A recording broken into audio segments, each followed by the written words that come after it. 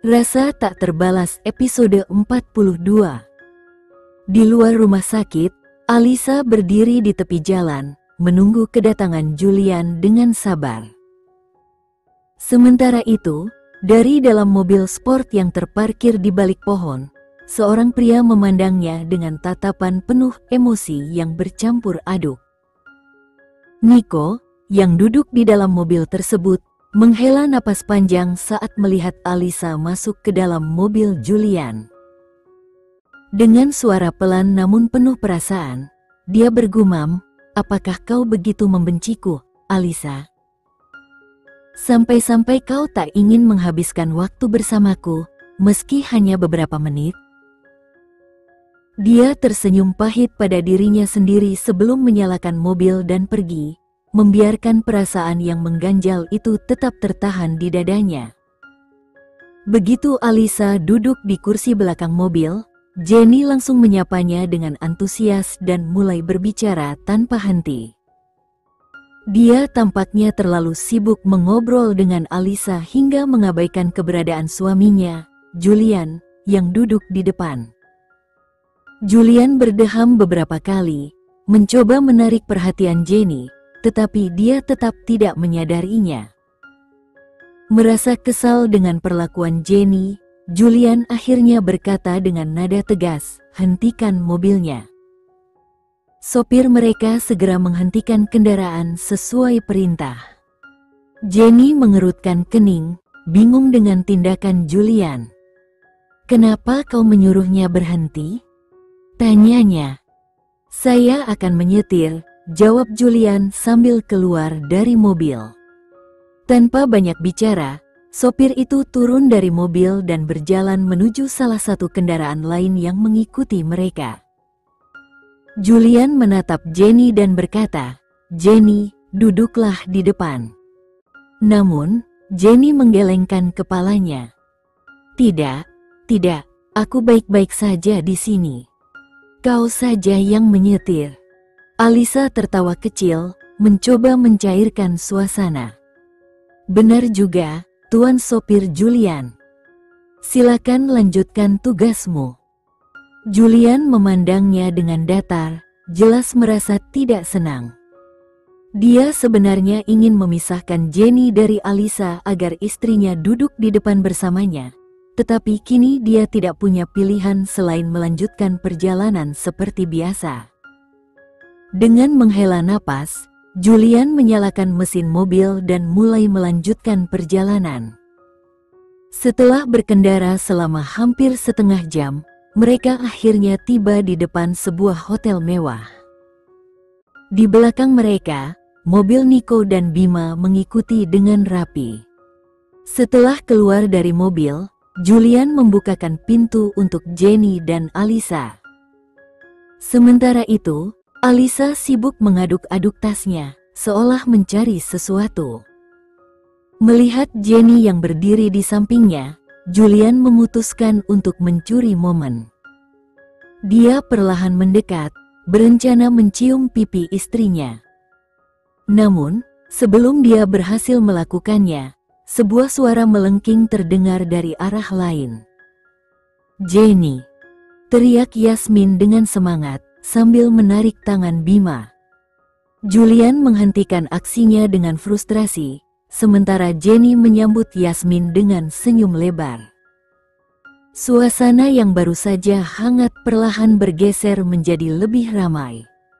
Melihat sahabatnya setelah sekian lama, Jenny tersenyum lebar dengan pandangan nakal. Dia segera berlari ke arah Yasmin, tanpa memperdulikan suaminya yang berdiri dengan tatapan dingin di belakangnya. Alisa, yang sejak tadi memperhatikan ekspresi Julian, tidak dapat menahan tawanya. Sambil menutup mulutnya dengan tangan, dia mencibir, "Au, kasihan Julian. Tidak dapat ciuman ya?" Julian hanya mengerutkan kening tanpa berkata apa-apa, sementara Jenny terus melambaikan tangan dengan penuh semangat. "Alisa, cepatlah kemari," panggil Jenny, suaranya penuh antusias. Alisa menganggukkan kepala, tersenyum, dan mulai berjalan mendekat. Di dalam restoran, Jenny menarik Alisa lebih dekat sambil tersenyum. "Yasmin, ini Alisa, teman masa kecil Julian, Bima, dan Nico." Kemudian, Jenny beralih menatap Alisa. "Dan ini Yasmin, sahabat masa kecilku dan juga pacarnya Bima." Alisa tersenyum hangat. "Senang bertemu denganmu, Yasmin." Yasmin membalas senyuman itu. "Senang bertemu denganmu juga, Alisa." Bima, yang berdiri di belakang mereka, menepuk bahu Yasmin sambil berkata, "Baiklah, ayo kita masuk." Namun, Yasmin menepis tangannya dengan ringan dan malah merangkul Alisa. "Kita masuk bersama, ya," katanya, sambil terkikik. Ketiga wanita itu tertawa kecil dan memasuki restoran bersama-sama, meninggalkan Julian, Bima, dan Nico di luar. Ketiganya saling bertukar pandang. Julian hanya menghela napas sambil melangkah masuk, diikuti oleh Nico dan Bima yang saling bertukar senyuman kecil. Di ruang tamu rumah keluarga Arkatama, Lorena duduk di sofa dengan pandangan santai. Di sisi lain, Farah tampak sibuk dengan ponselnya, tertawa kecil dan terkikik sesekali. Farah menatapnya dengan penasaran. "Kamu bicara dengan siapa?" tanyanya. Farah ragu sejenak, lalu menyembunyikan senyumnya. "Ah, tidak apa-apa. Hanya obrolan biasa." Setelah itu, Farah melemparkan ponselnya ke tempat tidur dan berdiri. "Aku akan keluar sebentar. Aku kembali nanti," katanya singkat sebelum berjalan pergi. Lorena mengangguk tanpa berkata apa-apa, tetapi matanya tetap menatap Farah dengan rasa penasaran. Beberapa menit setelah Farah keluar dari ruangan, suara dering telepon memenuhi udara. Lorena menoleh ke arah tempat tidur dan melihat ponsel Farah yang bergetar. Dia berjalan mendekat dan melihat nama kontak di layar. Sebuah panggilan video dari Yuda muncul, dengan emotikon hati di sebelahnya. Lorena mengangkat alisnya, merasa ada sesuatu yang menarik di balik nama tersebut. Dengan sedikit ragu, Lorena akhirnya mengangkat panggilan video itu. Ketika layar menyala, wajah seorang pria muda tampan dengan garis rahang tegas, mata penuh karisma, dan rambut tertata rapi dalam setelan jas biru tua muncul di layar. Lorena menelan ludah, terpesona oleh penampilannya yang memukau. Sambil mengancingkan jasnya tanpa melihat ke layar, pria itu bertanya dengan suara rendah dan percaya diri, "Sayang, bagaimana penampilanku?" Lorena, yang masih terpesona, tanpa sadar menjawab dengan suara bergetar, "Tampan sekali." Mendengar suara yang tidak dikenalnya, Yuda langsung mengerutkan kening. Dia mengangkat pandangannya ke layar dan melihat wajah Lorena yang tidak dikenalnya. Seketika itu juga, Yuda segera memutuskan panggilan tanpa berkata apa-apa. Lorena terus memandangi layar ponsel yang kini kosong, seolah tidak percaya dengan apa yang baru saja terjadi. Pipinya merona, dan senyuman kecil muncul di wajahnya. "Yuda," gumam Lorena, namanya keluar dari bibirnya dengan penuh kekaguman. Di restoran, setelah semua orang masuk ke dalam ruang pribadi yang telah disiapkan, Julian tanpa basa-basi menarik Jenny mendekat ke arahnya. Dengan suara rendah tetapi penuh ancaman manis, dia berbisik di telinganya, "Jika kamu terus mengabaikanku seperti tadi, aku pastikan malam ini kau akan menyesal." Jenny mengerutkan kening, hendak membalas perkataannya, tetapi sebelum sempat berbicara, Julian sudah menarik kursi untuknya dengan penuh perhatian. Dengan wajah bingung tetapi senang, Jenny duduk di kursinya. Di sisi lain, Bima dengan sigap menarik kursi untuk Yasmin. Kekasihnya itu tersenyum manis, menghargai perhatian kecil yang diberikan Bima. Namun, pemandangan mesra ini membuat Nico dan Alisa yang duduk berseberangan merasa sedikit canggung. Keduanya diam-diam merasa tidak nyaman karena keintiman kedua pasangan tersebut yang terasa seperti makanan anjing untuk mereka. Setelah ragu beberapa saat, Nico akhirnya mengumpulkan keberaniannya. Dengan sedikit canggung, dia berdiri dan menarik kursi untuk Alisa. Namun, sebelum dia sempat menunjukkan perhatian lebih, Alisa menghentikannya dengan anggukan tegas. "Aku bisa melakukannya sendiri," katanya datar sambil duduk tanpa menunggu bantuan. Nico hanya bisa menggaruk lehernya dengan kaku, kembali duduk dengan wajah sedikit memerah. Alisa, di sisi lain, tampak santai, tidak mempedulikan suasana aneh yang dirasakan Nico. Julian, yang memperhatikan interaksi kecil itu dari sudut matanya, hanya tersenyum tipis, menikmati dinamika unik di antara teman-temannya. Nico menarik kembali tangannya dengan ekspresi kaku, lalu menarik kursi untuk dirinya sendiri dan duduk di samping Alisa. Sementara itu, Bima yang berusaha mencairkan suasana, menggosok kedua tangannya dengan penuh semangat. "Jadi, apa yang kalian ingin minum?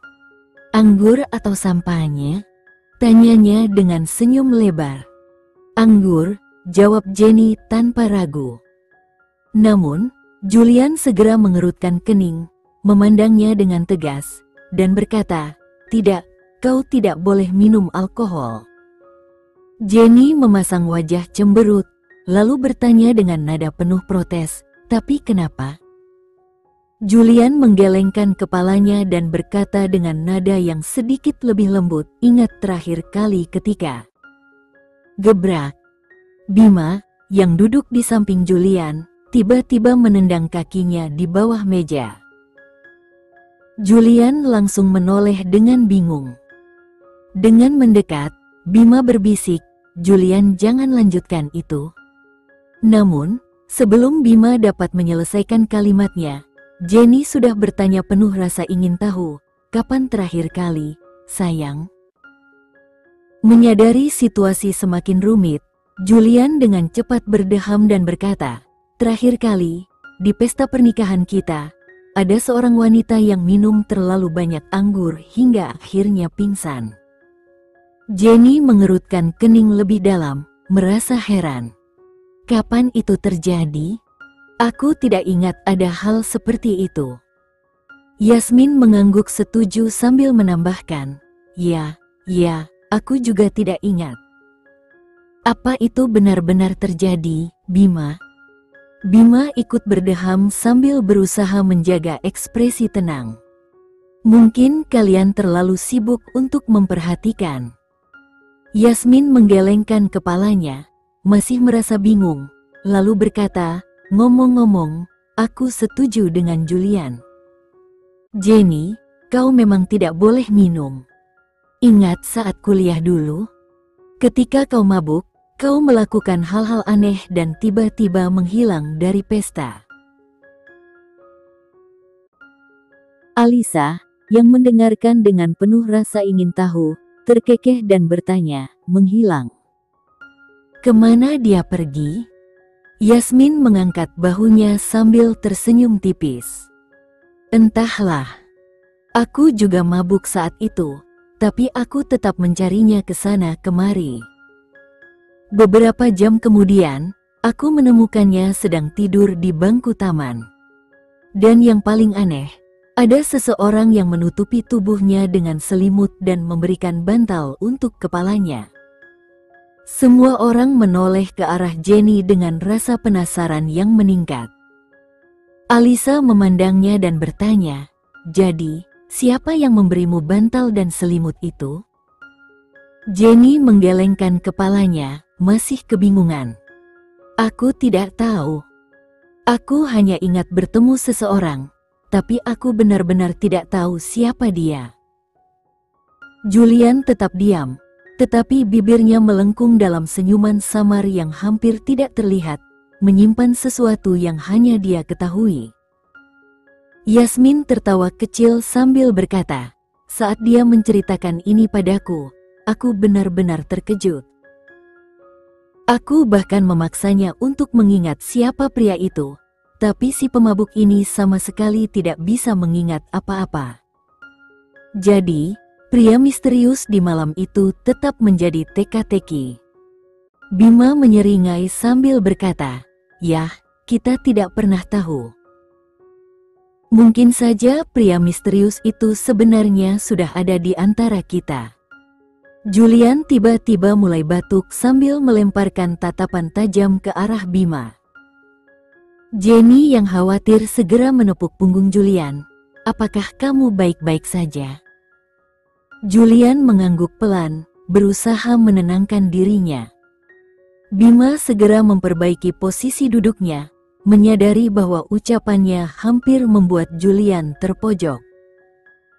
"Maksudku, mungkin saja Jenny sudah bertemu dengan pria itu, tapi dia tidak tahu bahwa pria itu adalah orang yang pernah menolongnya."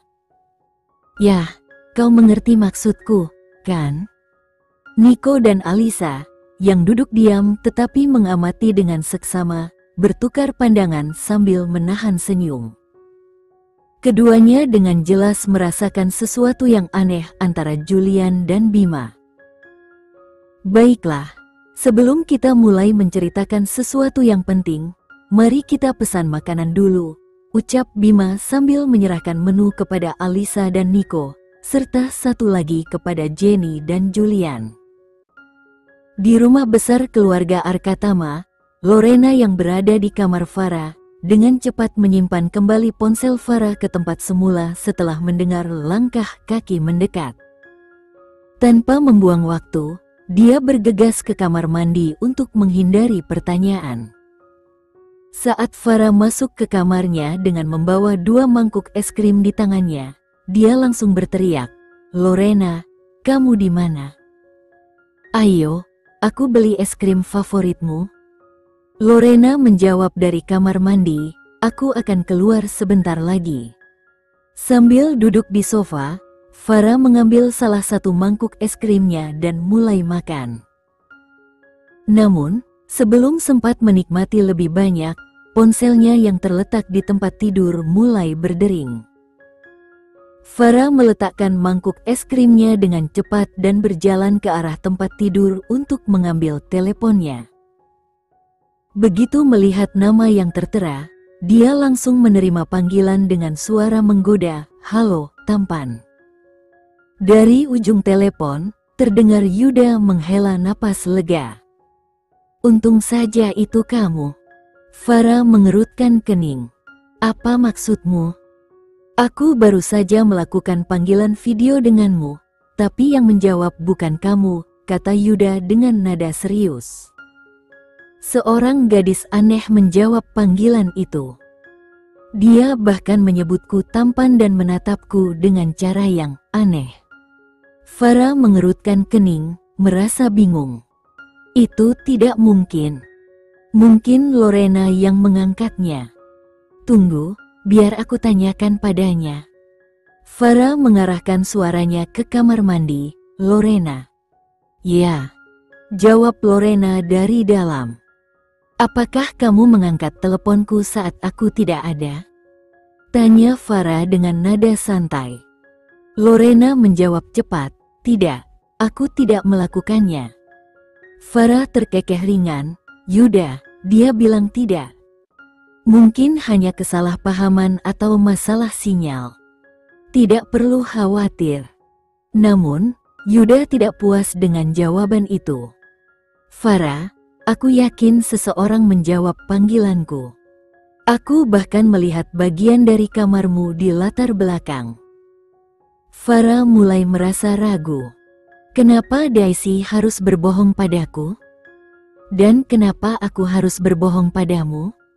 Yuda menimpali dengan nada serius. Sekian dulu ya video kali ini. Kita lanjutkan lagi videonya di lain waktu. Oh iya, bagaimana menurut kalian? Semoga bisa sedikit menghibur kalian semua. Untuk teman-teman yang baru nonton, jangan lupa subscribe ya, hehehe. Dan kalau teman-teman ada yang ingin gabung langganan, bisa langsung gabung saja untuk dapat fitur yang menarik dan sedikit membantu Mimin. Terima kasih banyak sudah menonton, sampai jumpa lagi, bye.